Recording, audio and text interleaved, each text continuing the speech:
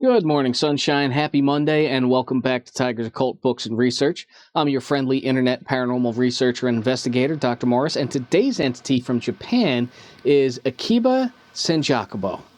Again, referring to our three main reference texts, Illy's Encyclopedia of Spirits, Bain's Encyclopedia of Spirits and Ghosts in World Mythology, and Guiley's Encyclopedia of Ghosts and Spirits, and a smattering of further research, I'm going to tell you where it comes from, how to identify it, what it does, we'll address any ethical concerns, and then we'll make sure we go over safe interaction protocols with the entity if you should ever come across it during your travels. Now, this one, the origin is a little bit murky here. Most of Japan seems to have adopted this entity as its fire prevention spirit. There's also some confusion as to the name itself. Some sources state that the entity's name is Akiba-Sanjakubo, while others insist it is Akiba Daigongen, who lived in Sanjakubo Temple in Nagoka sometime during the Muromachi period between 1333 and 1573. Still, other sources refer to Akiba-Gangen, a manifestation of Mount Akiba. Another source, specifically the Shinbunkaku Fine Art Archives, refer to this entity as Akiba-Sanjakubo Daigongen, which leads me to be reasonably certain these are all the same entity, as the stories are virtually identical, just the naming changed a little bit. For the purposes of this entry, I'm just going to stick with Akiba-Sanjakubo, because that's what Judica Illes has it listed as, and it was her encyclopedia that pointed me in the direction in the first place. Now, for the physical identification methods, the first image we have here to help us with the physical identification is from the Shinbunkaku Fine Art Collection titled Akiba Daigongen, painted by Suiō Genro, who lived between 1716 and 1789. This Akiba Daigongen entity is shown as a Karasu Tengu, or a crow-billed goblin, which is not uncommon for entities like this.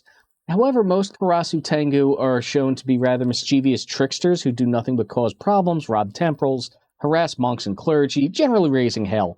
Akiba-Sanjakubo, however, is never depicted as doing so, rather is almost always shown to be extremely protective against fire.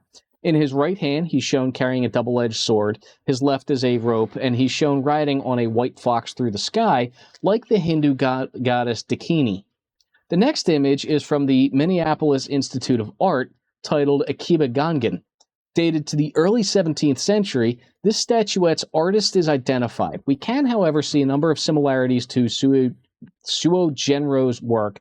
Again, it's depicted as Karasu Tengu. Again, he's carrying a double-edged sword and a rope, and again, he's also riding on a fox. These nearly identical depictions and explanations, in spite of the different names, is what's convincing me we're all discussing the same entity here. Because this entity was said to be a human priest before gaining the body of a mythical Garuda bird and ascending into a deity, I think it's safe to say that this is a pretty specific Class 4 former human.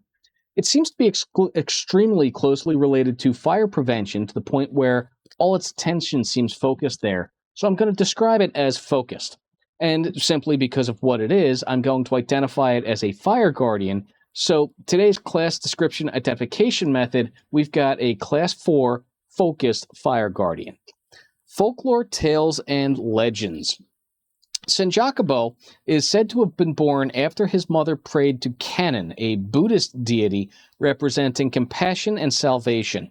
From a young age, Sanjakubo exhibited strong innate spiritual abilities. By the time he was only 6 or 7, it was said that he had already become a priest and was well on his way to becoming a Yamabushi, which is a specific type of shamanistic mountain priest.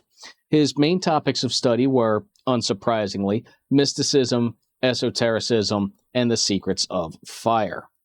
As the story goes, while Sanjakubo was meditating for a week, he had a vision. He saw flame rise from the incense smoke, and in the flame he misidentified the entity that rose within as Fudo, the Lord of Wisdom, but he came to understand it was a different Tengu riding a white fox. This combined imagery from both Buddhist and Shinto tradition, and Sanjakubo realized he was actually observing a reflection of himself.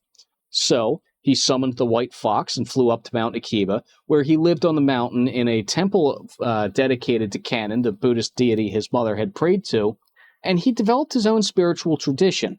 From there, he eventually became Akiba-Sanjakubo, Lord of Mount Akiba, Spirit of Fire Prevention.